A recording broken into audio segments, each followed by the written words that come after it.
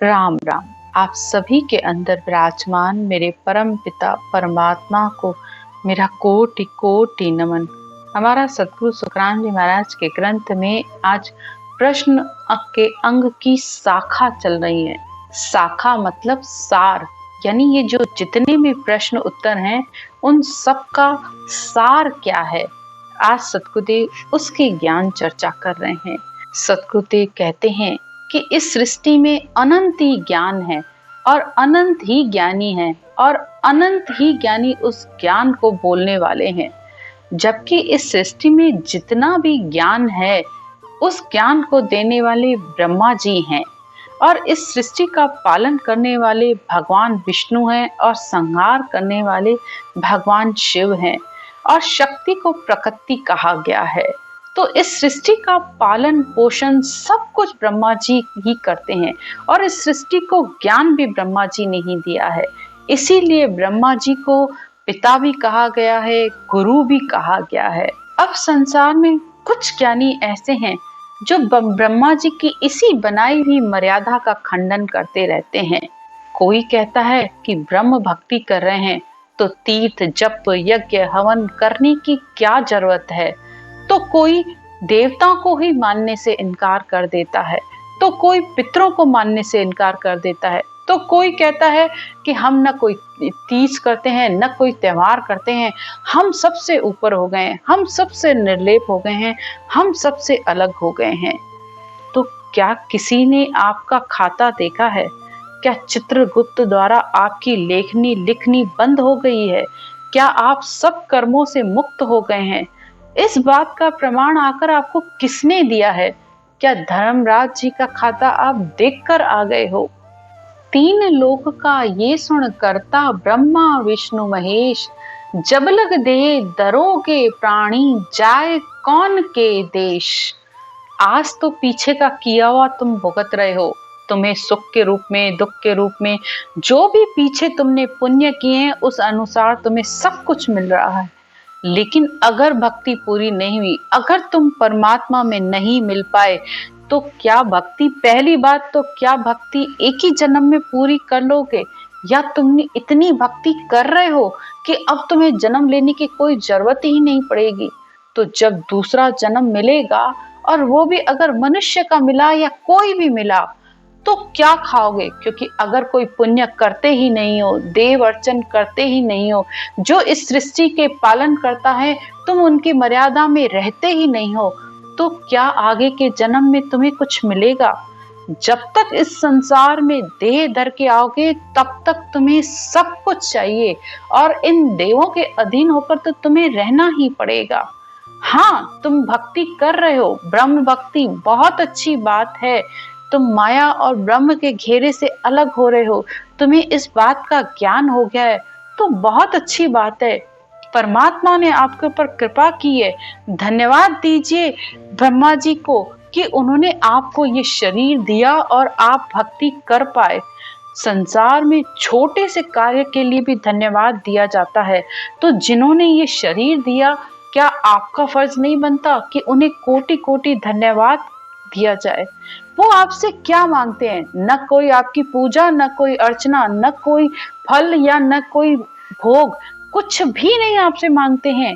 लेकिन कम से कम उनके प्रति थोड़ा सा भाव रखिए।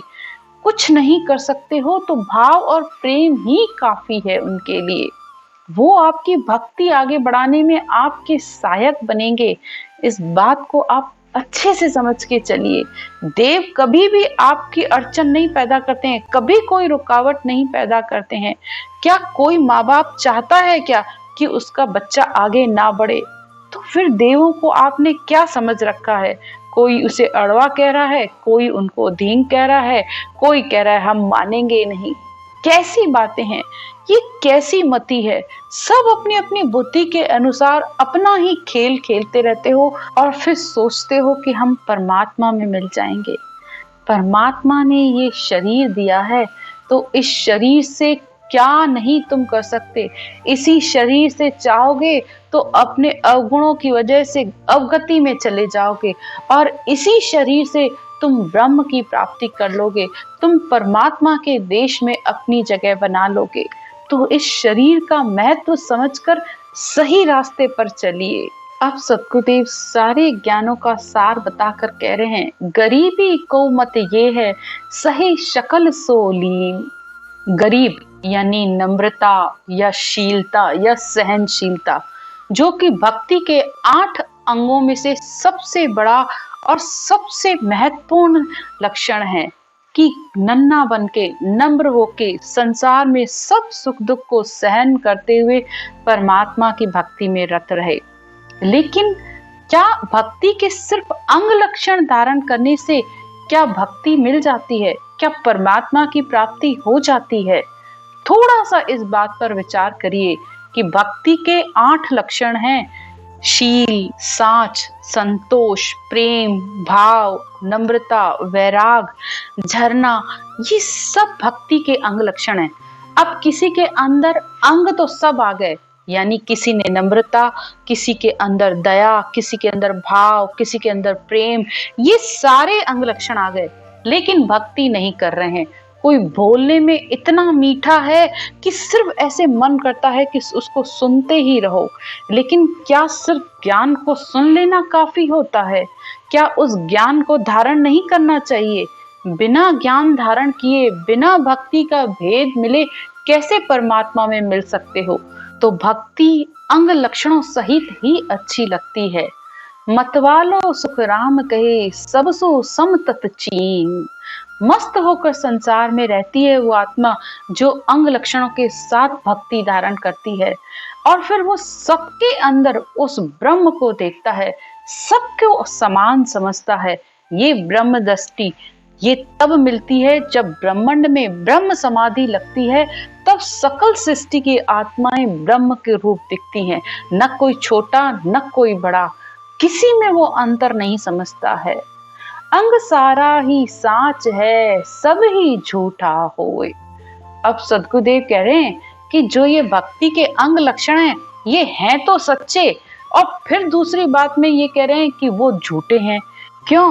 क्योंकि अंग लक्षण अगर भक्ति के साथ आए हैं तो फिर तो वो सच्चे हैं, नहीं तो भक्ति तो है नहीं, सिर्फ दिखावे के लिए अंग लक्षण धारण कर रखे हैं तो वो झूठे हैं। वो समय पाकर मनुष्य अपने मन और स्वभाव के वश उसकी कोई न कोई चीज बाहर निकल कर आ ही जाती है। लेकिन भक्ति के साथ जब सहनशीलता आती है, भाव आता है, प्रेम आता है, वैराग आता है, तो फिर वो आत्मा संसार में निडर और मतवाली मस्त होकर रहती है। जनने पारक सुखराम कहे शब्दा में कण जोय। अब सद्गुरुदेव कह रहे हैं कि जो जन है, यानी जो परमात्मा की भक्ति करने वाले संत है, उसकी पहचान कैसे होती है? उनके वचनों से। सबसे पहले तो वो जो ये कह रहा है कि ये करो तो तुम्हें ये मिलेगा, ये करोगे तो तुम्हें ये मिलेगा, तो वो संसार में जब तक आपको सिर्फ सुख की बातें बता रहा है कि इससे धन मिल जाएगा, इससे पुत्र हो जाएगा, इससे परिवार का सुख मिलेगा, या इससे आपका दुख दूर होगा, तब तक तो वो सब 3 लोक का ज्ञान है, वो चौथे लोक के ज्ञान में नहीं है। लेकिन जो आपको सच में परमात्मा से मिलाना चाहता है, तो उसके वचन में सिर्फ ऐसे ही होंगे कि अंतर में ही सब कुछ है, सब कुछ तुम्हारे अंदर है। आत्म में परमात्मा यागत लखे न कोहे। वो आत्मा के अंदर ही वो परमात्मा, वो सृजनहार परमात्मा बैठा हुआ है। बस तुम अपने अंतर में उस परमात्मा को जान लो, उसका भेद और विधि क्या है वो धारण करो, वो सिर्फ आपको ये बताएगा। सतगुरुदेव भी कहते हैं, मैं व्यापारी ज्ञान का और बिड़ज नहीं कोई। यानी मेरा व्यापार क्या है? सिर्फ ज्ञान का। इस भेद को भक्ति देने के लिए संसार में आया हूँ। मेरा कोई दूसरा और कार्य नहीं है। मैं सकल सृष्टि की आत्माएं उस परब्रह्म परमात्मा से कैसे मिले, उसका ही भेद देने इस संसार में आया हूँ, और वो ही ज्ञान बताता हूँ। और भेद भी कौन सा? इस शब्द का। शब्दा में कण जोय, यानी उसके शब्दों में जो कण, कण यानी ये नए अक्षर, ये सत्शब्द कैसे आए, उसका भेद और विधि क्या है वो बताने आया हूँ। जब श्वास प्रश्वास में इस ब्रह्म के नाम को, राम के नाम को इस कंठ और जिह्वा से रटोगे, तब वो कण आएगा, तब वो सत्शब्द आएगा। और उसके लिए मुंह को पूरा खोल के उस नाम को लो, जैसे राम राम राम राम राम राम राम राम राम राम राम राम राम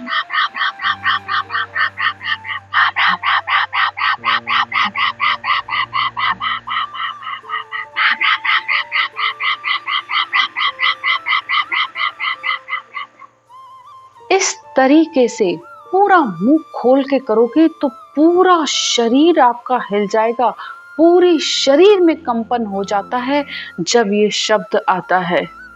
अब बहुत से लोग क्या करते हैं, जैसे ही भक्ति करना शुरू करेंगे तो सारे अंग लक्षण धीरे धीरे उनको धारण करेंगे, यानी शील, सांच, संतोष, नम्रता, बहुत नम्र बनकर रहेंगे, बहुत मीठा बोलेंगे।